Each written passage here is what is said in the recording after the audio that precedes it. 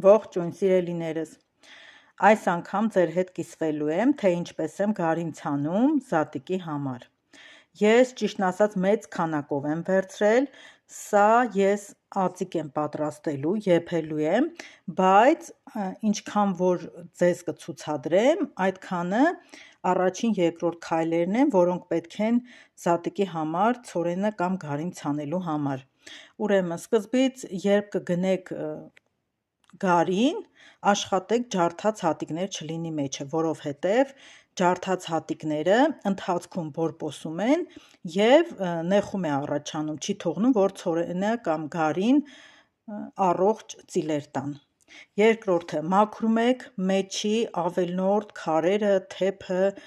փայտի կտորները, եթե կլինեն և նոր ցանում։ Ուրեմն ես սա շեշտեցի, որ ածիկ եմ եփելու, դրա համար մանրակրկիտ մաքրում եմ, լվանում եմ, մի քանի ջուր եմ լվանում, որովհետև ծլելուց հետո էլ պետք է լվանամ և մի քանի ջրից էլ այս թեփուկները երես են ելնելու, ջրի հետ թափելու եմ, մի խոսքով պետք է ծլած գարին կամ ցորենը շատ մաքուր լինի, որովհետև բլենդերով մաքրելու եմ կամ աղացով աղելու եմ։ Դուք ծլեցնելու համար, ոչ թե ածիկի համար, այսպես կլվանաք, թեկուզ փոքր քանակով և կլցնեք այնպիսի ամանի մեջ, ինչքան որ ցորենը տեղավորի։ Այսինքն, եթե քիչ քանակությամբ է, լցրեք փոքրիկ թասիկի մեջ, մի փոքր էլ ջուր լցրեք, որպեսզի թասի հատակը խոնավ լինի, օրվա ընթացքում մի երկու անգամ խառնեք և այսպիսի ծիլեր ինքը գցի։ Ուրեմն ես ցանում եմ, երբ արդեն գարու հատիկի եզրերից երևում է, որ ծիլը մի փոքր դուրս է եկել, սպիտակել է, հենց այդ ժամանակ եմ ցանում, որովհետև այդպես ցանած վիճակում շատ հեշտ է աճում։ Պարտադիր ցանում եմ մարլյայի վրա։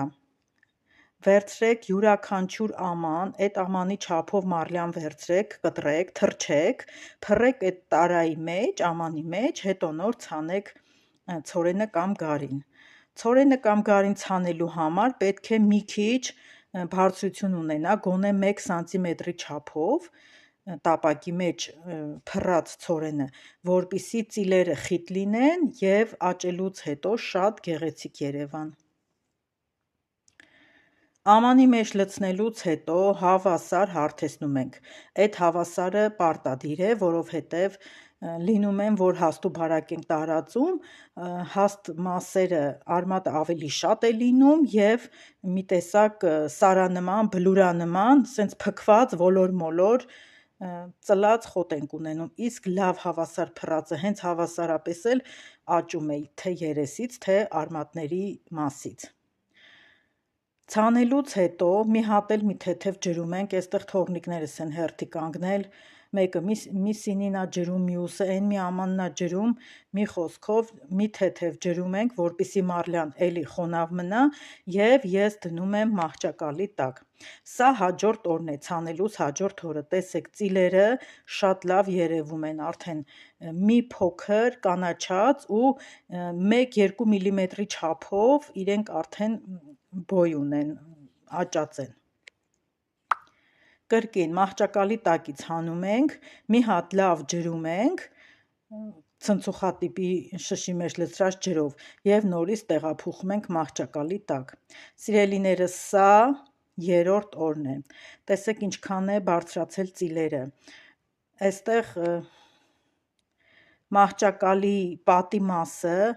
որտեղ որ ավելի մութ է եղել,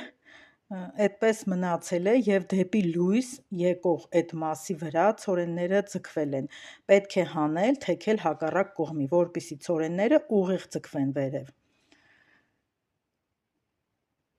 Եվ այսպես շարունակ անընդհատ օրը 2 անգամ, ավելի ճիշտ, հանում եք, ջրում եք,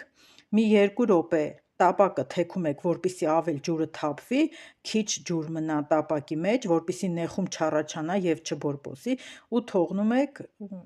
մնա և աճի։ Ուրեմն